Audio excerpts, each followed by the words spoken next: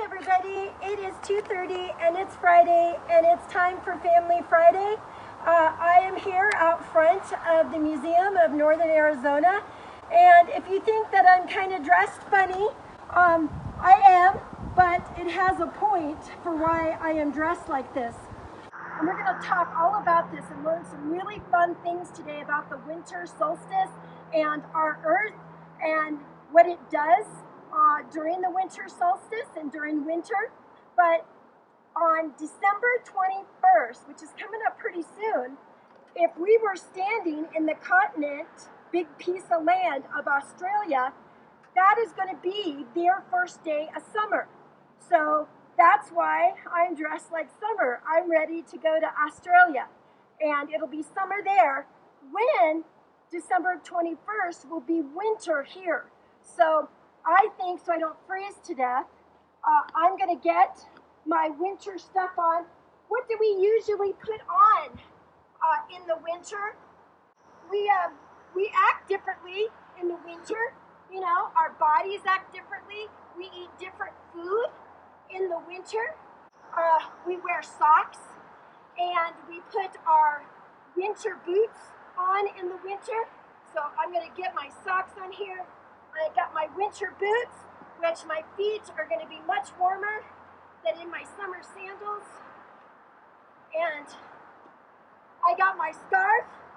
I won't put that on yet. There's an order that we get dressed for in the winter, isn't it? Okay, so we got our boots on. Let me see, what else do I need to get on next? I will get on my sweater, my nice little sweater here for the winter. I will take off my summer hat, and it's nice and sunny today here in Flagstaff, so I can leave my sunglasses on. I'll zip up my sweater. Now I can put on my winter scarf. I have a winter hat instead of a summer hat. And I have my mittens, but I'm gonna keep my mittens off because I have to keep my hands free for our vocabulary words. So our first one here is winter solstice. These are words that we're going to be using today throughout the program, and I want you to put your really good listening ears on and be listening for these words today, okay? So winter solstice, the point in the sky occupied by the sun on or about December 21st or December 22nd. The calendar can kind of change from year to year. And it is a part of this word, when the solstice word, a part of that word actually means sun stop. My friend told me that today. You're going to get to meet my friend Jerry. He told me that. So, sun stop is all about winter solstice. Okay? Our next one is Southern Hemisphere. Okay? We're going to learn about that. The half of the Earth that lies south of the equator. And if you don't know what an equator is, that's okay. We're going to show you today what an equator is. Okay? And we're going to show you the Southern Hemisphere. Okay? So, if you have the Southern Hemisphere, you have to have a Northern Hemisphere. And that is the half of the Earth that lives north of the equator. So one is south of the equator and one's north. Okay? That makes sense, right? Now, we have the North and South Pole. The North Pole, the northernmost point on the Earth's axis. And if you don't know what an axis is, we're going to talk about, and you're going to get to see that today too. Or it's the location where Santa lives, right? That's where most people know about the North Pole. The South Pole, if you have a North Pole, you have to have a South Pole too. And it is the southernmost point on the surface of the Earth and lies on the opposite side of the North Pole. Okay, so that makes perfect sense, right? Now, you've probably heard this word, season. or seasons, because we have more than just one, okay? A season is a part of a year. Most areas of the earth have 4 seasons. Remember that word I said earlier, equator? We're going to learn, and I'm going to show you the equator. If you live on a piece of the earth that's very close to the equator, you don't have the 4 seasons. But most everywhere on earth has 4 seasons. Even if you live down in Phoenix or Tucson or Florida, if you're coming to us from Florida, it's warm there. We don't have snow there, but that doesn't mean you don't have seasons. You still will have seasons. And you know them as summer, fall, winter, and spring. That's the seasons. Okay? Hopi, a culture, a group of people that live here on the Colorado Plateau. Now, some of you might not even be here in Flagstaff or near us or even in Arizona. So some of you might not know what the Colorado Plateau is. But what it is it's kind of like a land island here in the northern part of Arizona, parts of New Mexico, parts of Colorado, and parts of Utah. And it's a huge piece of land, about 130,000 square miles, about the size of Germany. And it's a big piece of land that Flagstaff is a part of. And we call that the Colorado Plateau. And these Hopi people, they live in part of that. Okay, we're going to talk about some Hopi people today. Okay, a sundial. We're going to get to make one of these. It's going to be an ongoing project that we have going on from now until June 21st. And that'll make sense when we start making our sundial. This is the earliest type of keeping time. Okay, the earliest kind of equipment that we have to keep time. It can tell us the time of day or how the sun moves across the sky by using a shadow and an object. So you're going to learn more about that sundial today. So we went through all of our vocab words today. So now what we're going to do is we're going to come inside the museum and we're going to talk again about that southern and northern hemisphere, the poles and the seasons. Okay? Come on and join us inside. I'll leave all my stuff here. I got to bring my mask though. So.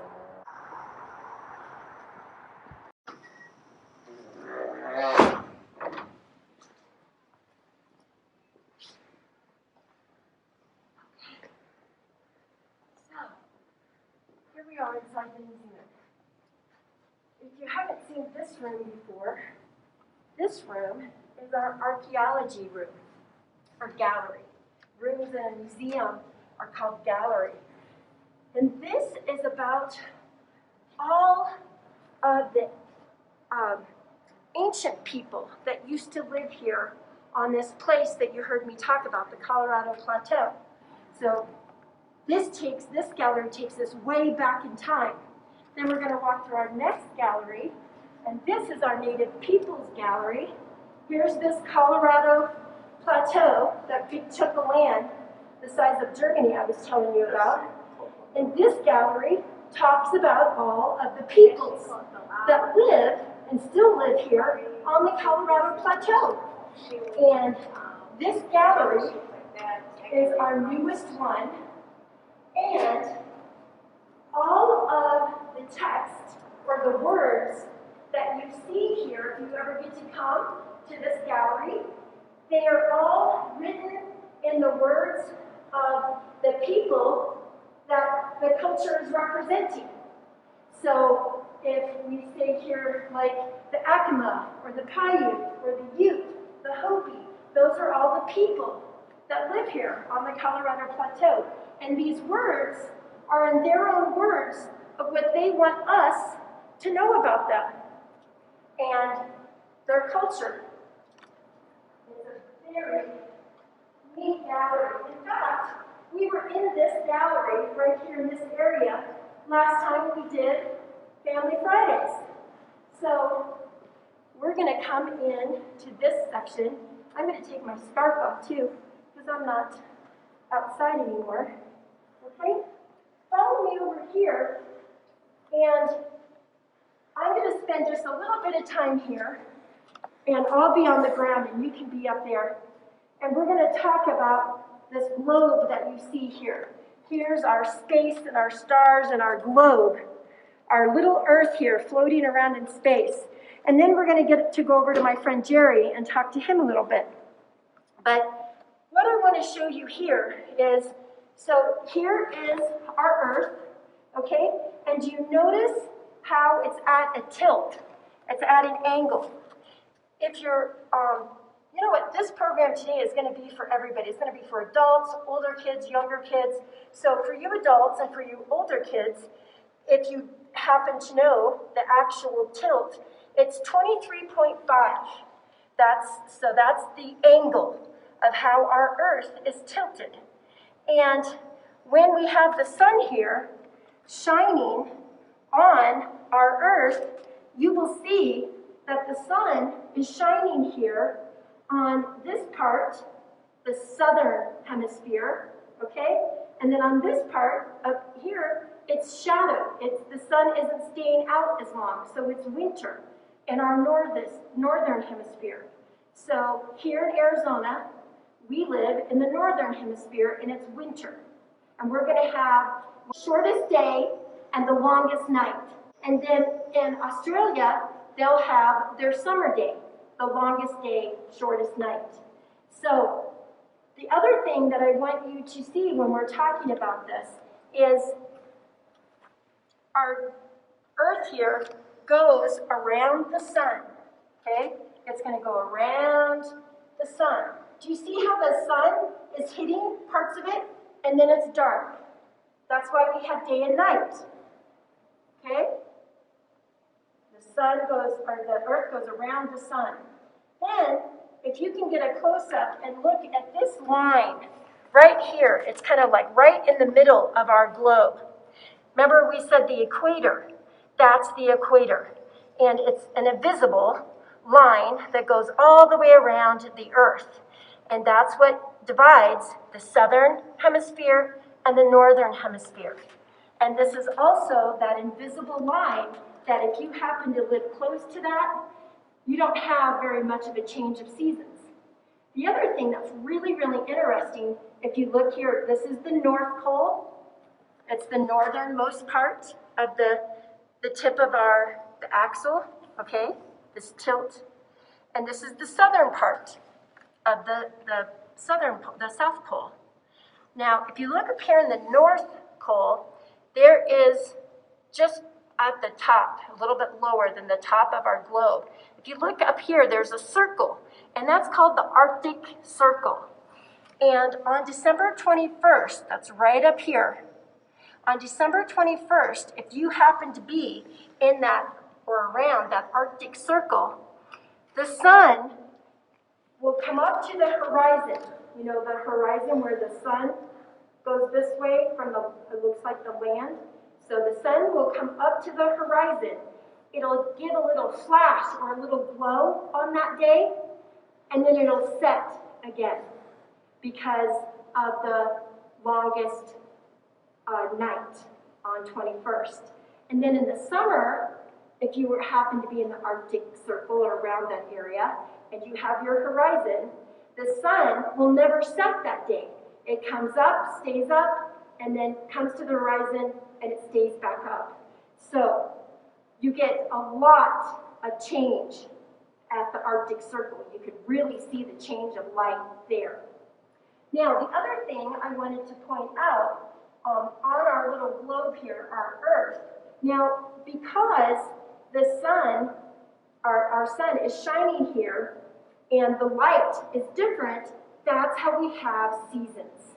So that's why it's summer in the southern hemisphere, and it's winter here.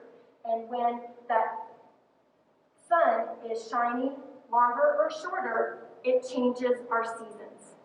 Okay? So, now I would like to introduce you to a friend of mine. This is my friend Jerry Snow. And I'm going to give you this microphone in just a minute, Jerry. But I wanted to let others out there know that I've had the chance to know Jerry for quite some time. He's a docent, a teacher here at the museum, and he's been here since 1994.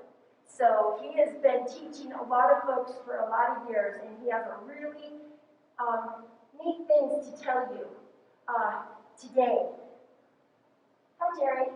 You can hold that. Hi, Mary. You can flip it. Do you mind telling us a little bit first about, yes, I will flip it. Do you mind telling us a little bit first, how did you learn about some of the things you're going to teach us today about the Hopi people? How did you learn it? Well, I learned it through friends who are Hopi. I learned it through books that talk about the Hopi. I learned it through being at Hopi, even planting corn. And you even know some Hopi words that you're going to talk to us about today, aren't you? Yes. So that is just a really good reminder, guys, that talk to different people that may not have the same kind of culture as you. They may do things differently than you. They may look differently than you. It's really great to make new friends that aren't always like us. So that's a really great lesson, Jerry. Thank you. All right, let's turn it over. I'm going to put on my... You still see me? Okay, good. I'm also going to sit down here so I get closer to what I want to show you. You've probably heard of the cardinal directions, right? North, south, east, and west.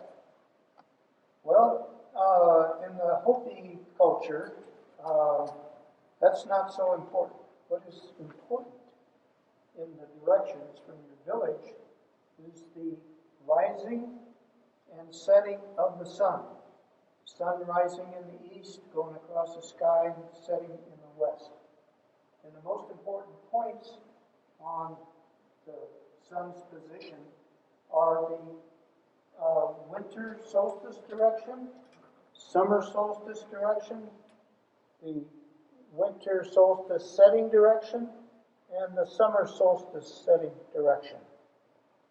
So, Mary introduced you to the word solstice, which just means soul, the sun. This is stop, or that's basically it. And what most people don't realize, we have a date on the calendar, like June 21st or December 21st for the summer and winter solstice. But actually, the sun stops for naked eye observation for a week. 3 days before December 21st and 3 days after December 21st, the sun is rising for naked eye observation in the same place on the horizon. Also for the summer solstice, 3 days before, 3 days after, the sun has actually stopped in its position, rising and setting as well. Okay? So the Hopi word is Tawaki. That means the word Tawa is Hopi for sun. Ki is house. So they say the sun goes into its house in the winter solstice and in the summer solstice. Okay? Stays there for a week. And then starts moving back from the summer solstice position to the winter solstice position. Now, Mary will help me. Yes. I'm going to show you a horizon from First Mesa at Hopi, the village of Walpi. And let's start with winter solstice since we're getting close to that. So this is a horizon. This is where the sun is rising at winter solstice. And this is pretty much a reproduction of what it looks like if you're looking east from the village of Walpi. Tawaki, December 21st, the sun stops for a week. Then it starts moving again, very slowly at first. And finally, when it gets halfway across to summer solstice, we have what we call equinox. That's halfway between winter and summer solstice, but that occurs twice a year, March 21st and September 21st. Okay? Now the sun is moving very rapidly as it gets to this position here. In fact, it's moving on the horizon about a whole diameter every day. But then as it gets close to the summer solstice position, it slows down and finally stops for a week and goes into its house. So that's half a year. And then it starts back again.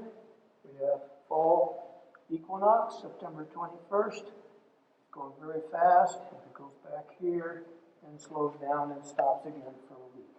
Okay? Isn't that cool? Mm-hmm. Awesome. All right. Okay. So my little diagram on the floor here is actually, again, showing those positions from, says an observer. I'm going to put a little observer out here. This is a Hopi Katsina doll, and the face tells me that this is a snow maiden. Now, my last name is Snow. So if I was Hopi, I might belong to the Snow clan. But anyway, we're going to have the observer out here. And now the observer is looking at that horizon again for winter solstice in this direction. And it comes back to the summer solstice rising over here. Or I may watch this direction to the winter solstice setting, or the winter solstice, summer solstice setting over here. Now you notice I have colors here: blue, yellow, white, and red. I also have here the 4 colors of corn that the Hopi people grow: red corn, white corn, yellow corn, and blue corn. Now I'm going to put those in the points of the compass here, not the compass, the 4 directions, cardinal directions, which are rising and setting points from your village of the sun. Over here is blue for blue corn. Over here is yellow for setting, yellow corn. White corn for summer solstice rising, and red corn for summer solstice rising, winter solstice rising. Now, what's interesting, so those are the colors of the cardinal directions, which are the same colors of corn that they grow. But also, related to those same directions are birds and animals. Now, the Zuni people who live a little farther east on the Colorado Plateau from the Hopi, just across the border in New Mexico, they make little carvings of animals, all kinds of different animals. But the most significant ones are the ones that represent the 4 directions.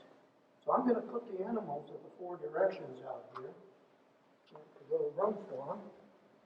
So we have the wolf over here, and the wolf is the color white. Then we have a badger for the sun rising at winter solstice. Now sometimes it's in some Pueblo groups, the badger is replaced by the wildcat. Now that we go to the winter solstice setting, that's blue, and the bear is the animal in that direction, and then we have the animal for the summer solstice setting, and that's, I mixed these guys up. Oh, that's easy to do because they're Yeah, both they're kind of both white, white. huh? Okay, we have the fox over there, Okay, and fox. for the summer solstice setting, we have a mountain lion. See, the tail is up over its back here. Oh. That's the mountain lion in Okay. that direction. Okay. Now, not only do we have animal. Oh, by the way, there's actually 6 directions. You know what the other directions are? 2 other directions? Oh, I see 2 other words on here. Well, it's up and down. Okay? Oh, okay. Not Up north and or down. south. Yeah. Up Not or north, down? south, east, or west, but up and down. Okay. And the animal that is on the upper direction is the eagle. That Okay? makes sense. Yeah, And flying. the animal that's in the down direction is the mole. The little animal that lives under the ground all the time and burrows. Okay. Mm-hmm. So that's the animal in the down direction. Now, I also want to show you this artist rendition of what I just showed you here.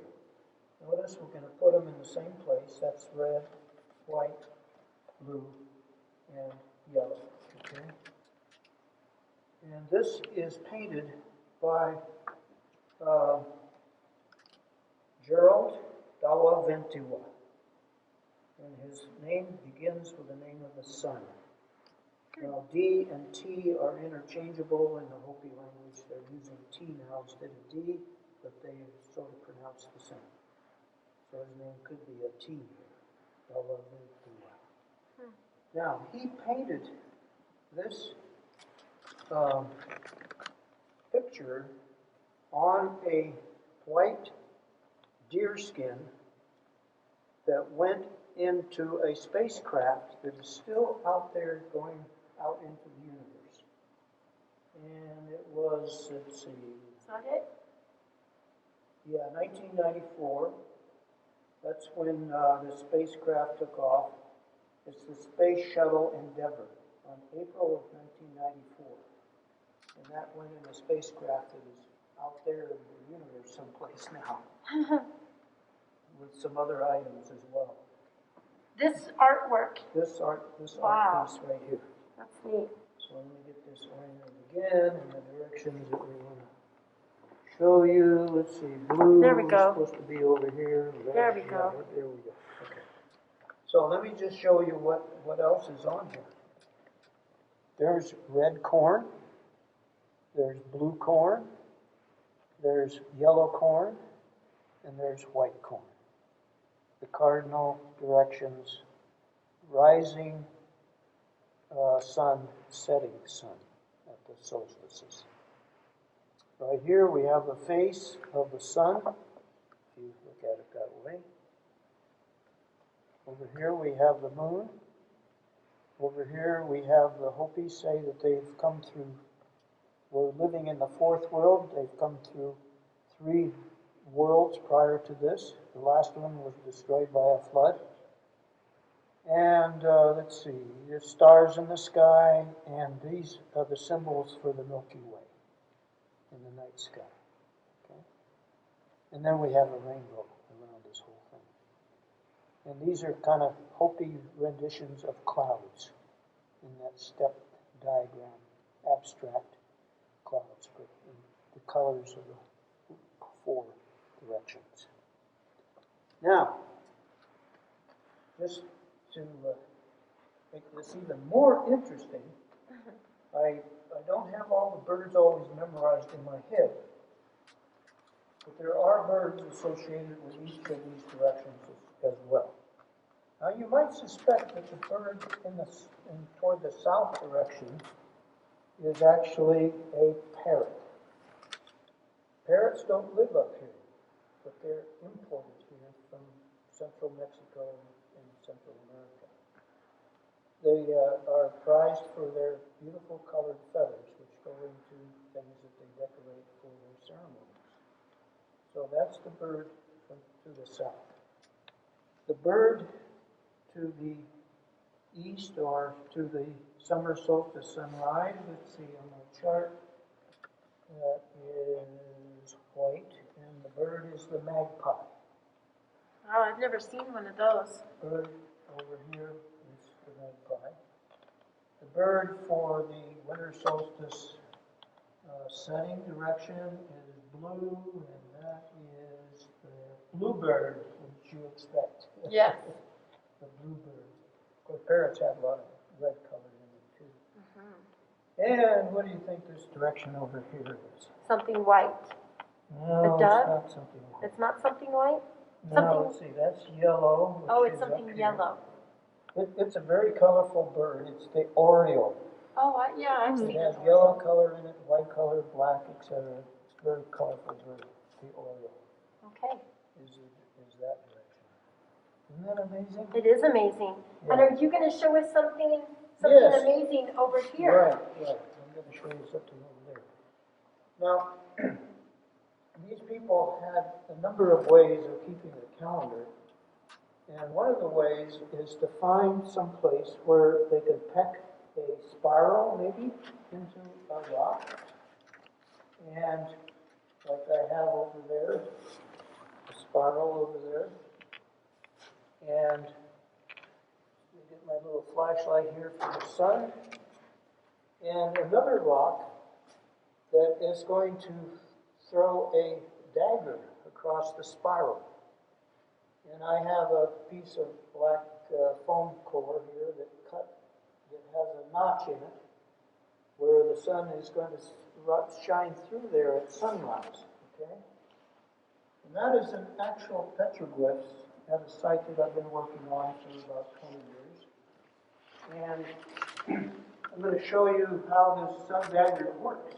My little flashlight's going to be the sun rising. Notice it's low on the horizon over here.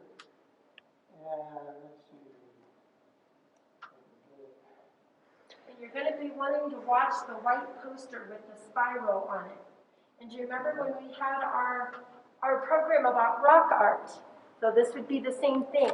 Lots of rock art sites has this spiral. Yeah, we got so much light in this room now. Yeah. It doesn't show up too well. I can turn on this light. Oh, yeah. Yeah. So can you see that dagger of light? Uh-huh. Okay. So where that dagger of light is on the spiral tells you over a 3-month period of the calendar that's centered on the summer solstice sunrise. Now I'm going to turn that panel around, or that picture around, and show you a real photograph of that.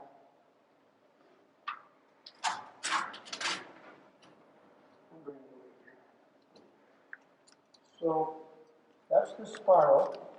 Wow. That's still not as large as the actual spiral. It's maybe half the size. But that's a sun dagger on the spiral. And at this particular time, the sun hits this spot twice at July the 16th and March 27th. It hits the bullseye. Now, why might that be important? I was just going to ask you that. Yeah, so when the sun, on March 27th, hits the bullseye here at this location, which is about 6,000 feet elevation, approximately the same elevation as the Hopi people live today. This is a site that's at least 100 miles south of where the Hopi live today, but it's an ancestral place where they used to live. And that's corn planting time. Okay? Oh. Corn planting time. So when your sunlight in March hits this, that's when you know it's time to plant corn. Time to plant corn. Okay, because we didn't have calendars and books that tells us that. This is how they had to learn. That's late enough in the year at this location, which is still 100 miles south of where the Hopis are today, but about the same elevation, 6,000 feet. And so at that time, it's probably safe to plant corn, put it in the ground. It's not going to be frozen out. Well, you said it does that 2 times. When's the other time? Yeah, in July. Okay, so this sun dagger, 1, 2, 3, 4. And this sun dagger goes down 1, 2, 3, 4. Right here, I think it's tangent to the 4th ring below the center. That's summer solstice. And this sun dagger will stop and stay there for a week. Every morning for a week, that sun dagger will be in the same position. And then it slowly starts moving back this way. By the time it gets back to here again, it's July the 16th. And that's about the time that the end of the Katsina ceremonies end. And the Katsina spirits go back to the San Francisco Peaks, which is our largest mountain in Arizona here, right near Flagstaff. So that's part of how this whole thing works here. Now, another part of this rock that's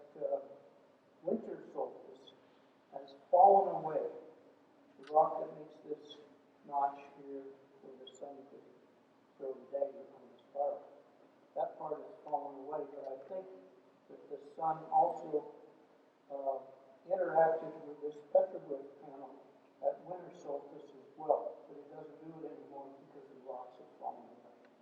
Oh. All right. So that can teach you a lot about time and when to plant. Yeah. Okay, and when your ceremonies are important. Right. So I want to conclude, let's see if I didn't talk about everything I wanted to.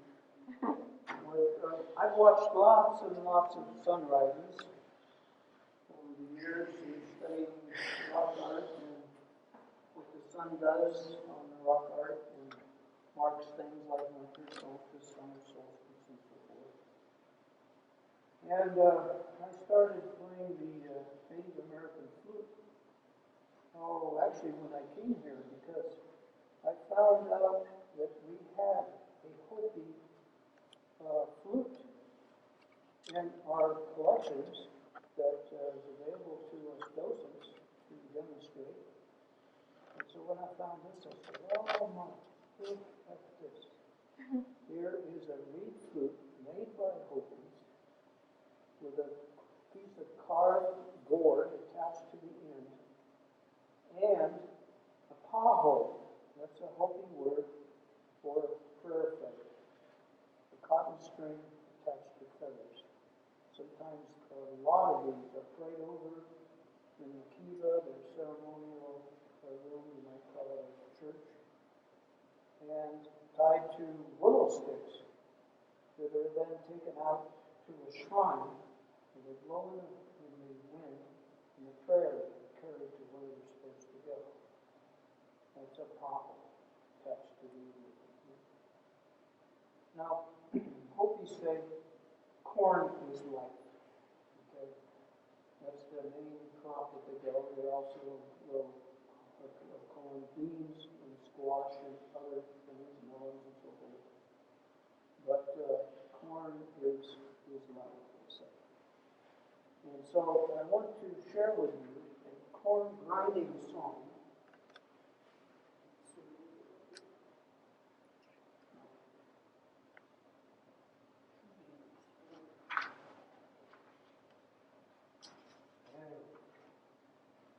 A corn grinding song. You want me to hold that? Or are you gonna put it? I can hold it. And this song was written by the mother of this Hopi lady, who was a Hopi school teacher. She retired in 1962, and then she started doing pottery. But her mother, I'm going to read her mother's corn grinding song that she included in the book that's called No Turning Back. That's the story of her life. That's a book that I think is still being published by the University of New Mexico Press. Corn grinding song. Her mother's name was Savinka. Her husband's name was Koyawima.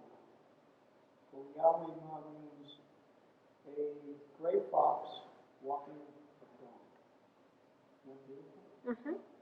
Okay, her name, this lady's name is Kalingasi, which means a little butterfly and a flower in the breeze. Wow.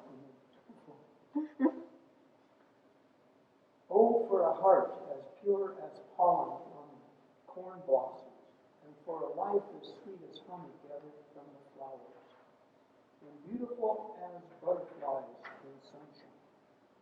May I do good as corn has done good for my people, through all the days that were, until my task is done, and evening falls. O mighty Spirit, hear grinding song. Isn't that beautiful? Mm-hmm. So, I'm going to play on this Hopi flute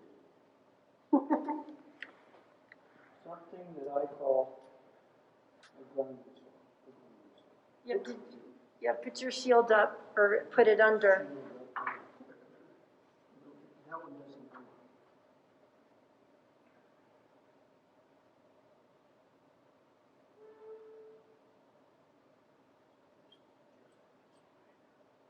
This is a 5-hole flute.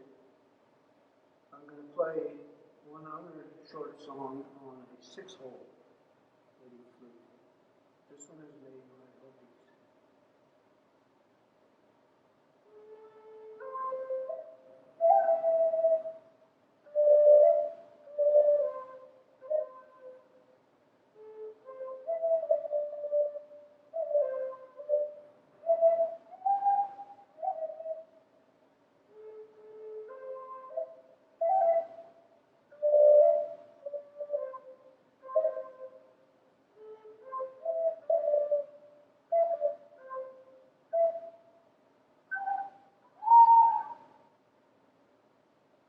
Okay.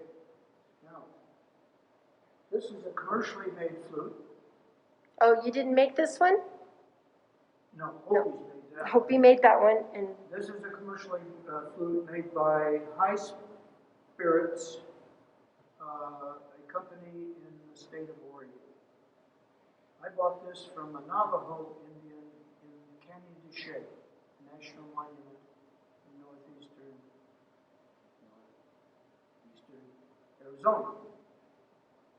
Now, like I said before, I've watched many sunrises, and so of course I have to compose a sunrise song. Now, I've given it a Hopi name. It's Dawa Yama. Dawa again means sun. Yama means emerging or rising. So this is the rising sun song.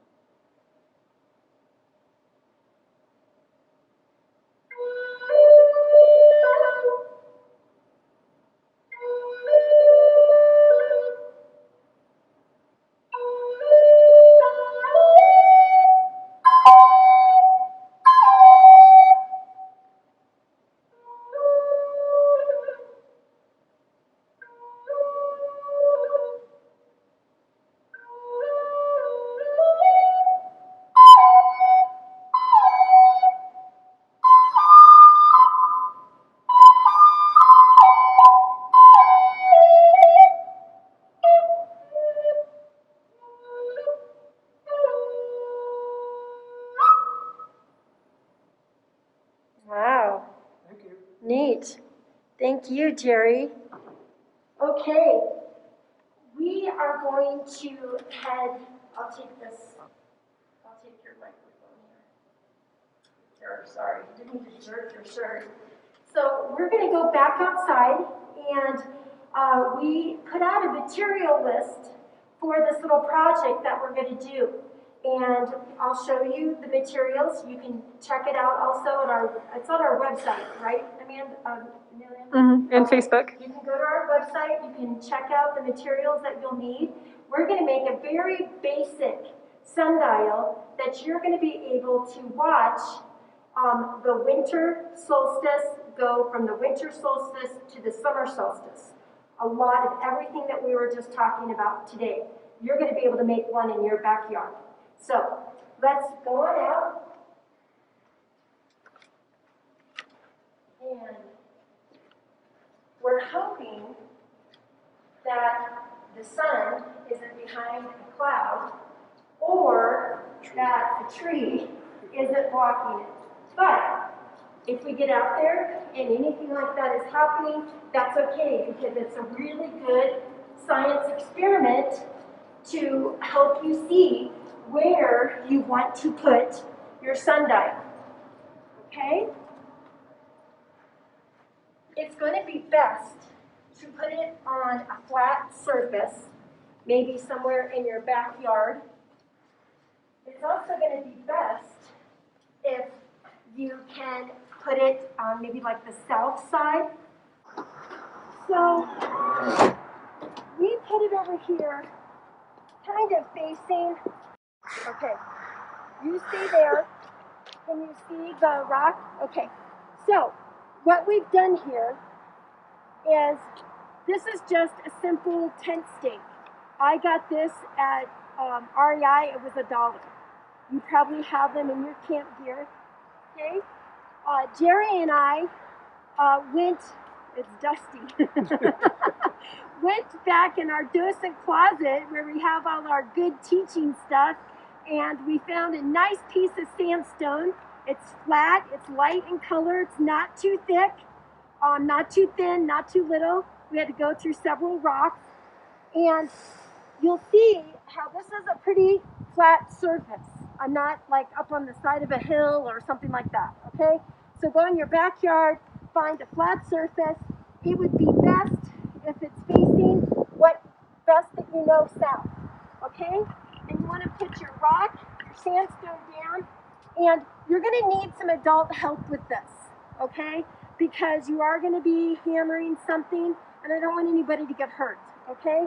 So, and some of the ground around here in Flagstaff it's pretty rocky soil, so it might be a little difficult. You might need some adult help, okay? So you get a hammer or a mallet, and you get that into the ground, and you want it to go down pretty far so it does not move. If this tent stake moves or gets knocked over, or it's not far enough in the ground and falls over, then the experiment's not going to work. Okay, it'll mess up our data, our information. Okay, so you want to keep that spike in the ground right there where you decide to put it. Okay, and then throughout this project, you don't have to check it every day, because there's going to be from day to day. Remember how Jerry was talking about on that great big, I was helping him with the horizon. The horizon. Remember how we said it moves kind of slow during part of the time, and then it moves quickly at another part. So at the beginning here, what we're going to be watching is going to be very slow moving. So you don't have to check it every day. There's not going to be a drastic change every day. So I don't want you to get bored with this project. Okay, it's going to be an ongoing project that will start off a little slow, and then it'll pick up, and you'll be able to measure the amount of time and our shadow here from winter solstice on December 21st to our summer solstice, June. So this is going to be an ongoing project from December to June, okay? As you can see, I'm hoping you can see this, right, Amelia? The shadow that our stake is putting on the rock. Okay, that's our object. Remember when we were talking about the definition of a sundial? And we were talking about how you need a flat surface and you need an object that's going to cast a shadow. So we need the sun. Okay, and luckily we have enough sun coming right through here. The trees aren't blocking it too bad. We have enough sun. It's hitting our object here and casting the shadow. Okay, so when you have it all set up like this and you're ready to start measuring, remember we were talking about how ancient people measured sun time. Okay, so you can get a little bit of tape, and you want to put that tape right at the top of our shadow here, okay? And I also got some like little pebbles, and you can put a little pebble on there, but I put the tape on first in case my pebble gets knocked over, then I remember where that measurement started, okay? So then, maybe in a week, I might come back out here at this same time, around, I don't know, like 3 o'clock, 3:30. I'll come out in another week, and I'll see if my shadow here has gotten shorter. That's what should be happening. We should be measuring the sun shadow here, getting shorter and shorter, okay?